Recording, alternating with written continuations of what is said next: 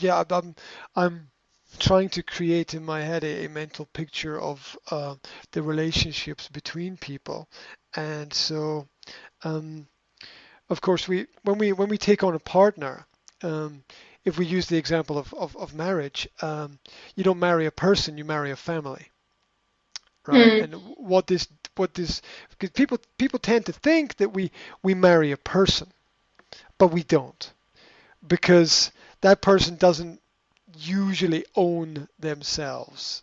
What they are is they're part of a complex network that we call family.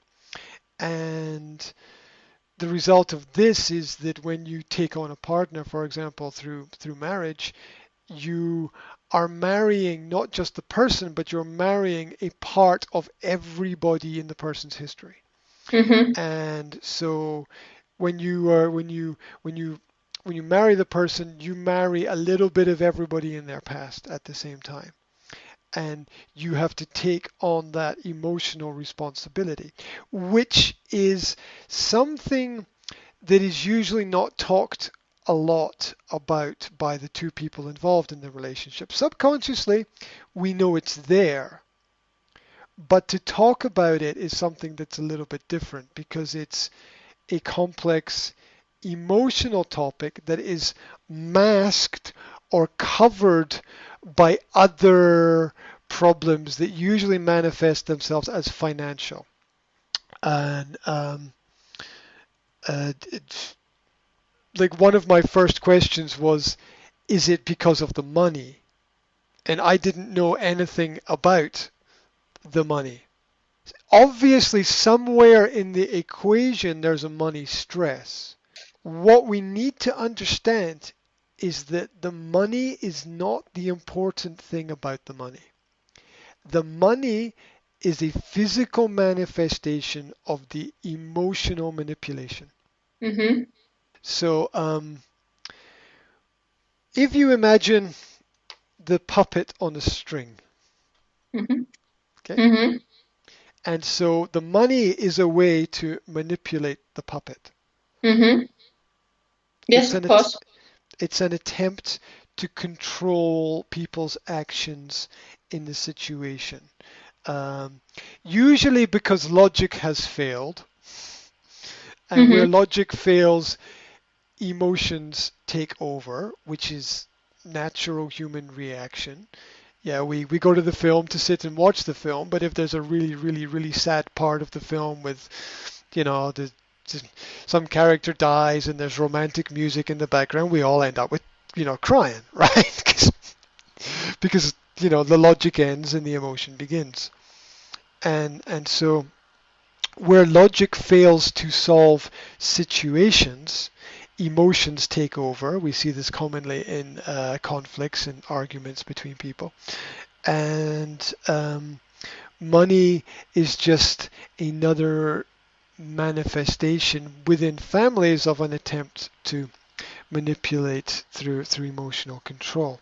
And so when getting involved in these kind of complex family relationships, it's necessary to be prepared for the fact that you're entering a situation which is not balanced, and it's a bit like being on a boat at sea.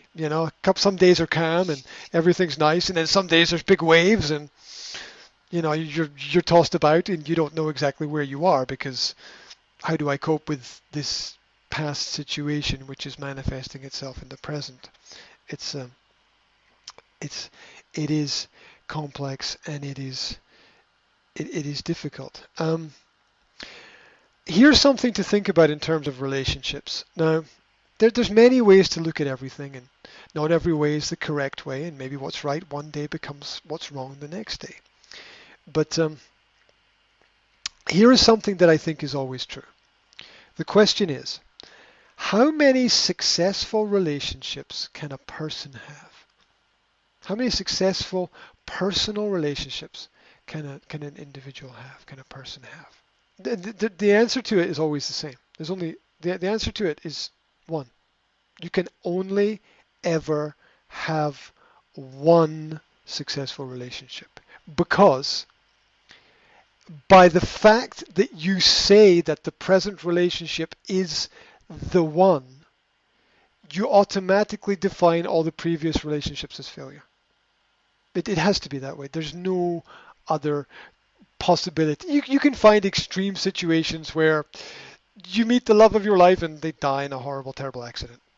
Ah. Mhm. But then you're emotionally scarred for the rest of your life and you can't Mhm. form normal relationships with people anyway, sadly.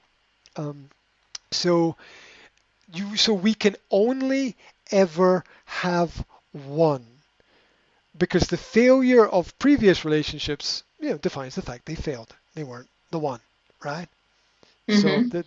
the fact, and so and so understanding this is important because we need to realize that where we are is we are at the best place. Mhm. We're at the best place that we can be. And the only way to I think live happily is to understand that we have grown through our previous experiences Mhm. to be the person who we are now, who knows more and who is better prepared for life. And we need to put our energy into now, into our Mhm. present relationships, because the anchors of the past will pull us backwards, and we need to move forwards.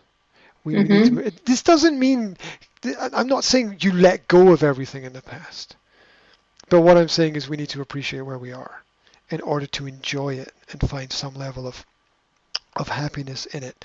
And uh, we all carry with us a past, which is complicated. And as we get older, it becomes more complicated. Um, and we all have the trouble of dealing with our own past, and then when we take on the trouble of dealing with other people's pasts, that's complicated. I mean, already there's you, there's your partner, there's the previous relationships, there's the children. I've lost count already. I've lost count already, right? That's a lot of people to think about, right? And you need to think about you, Mhm. Mhm. right? You need to, and the more time you're thinking about them, because there's a lot of them, the less time you're thinking about you. Mhm. And so we've got to focus on what is important, which is where we are at the present moment in time. So, um,